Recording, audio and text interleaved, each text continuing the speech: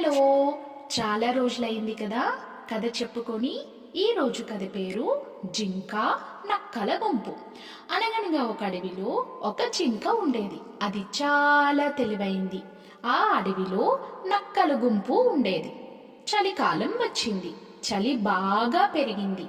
చలికి తట్టుకోలేక నక్కలు మంట వేసుకోవాలనుకున్నాయి. కొన్ని మినుగురు పురుగులను చూసి నిప్పు అనుకొని చలి కాచుకోసాగాయి. వాటి తెలివి తక్కువతనాన్ని చూసిన జింక నవ్వుకుంది.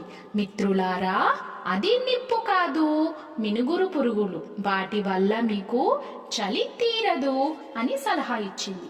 ఆ మాటలు విన్న నక్కల గుంపుకు కోపం వచ్చింది. మాకే సలహాలిచ్చే అంత గొప్పదానివా నీవు అంటూ జింకను చుట్టుముట్టి దాడి చేసి చంపేశాయి. నీతి ఏంటంటే ఈ కథలో మూర్ఖులకు హితము చెప్పకూడదు. ఈ కథ మీకు నచ్చిందా? నచ్చినట్లయితే కామెంట్ చేయండి. Please subscribe my channel.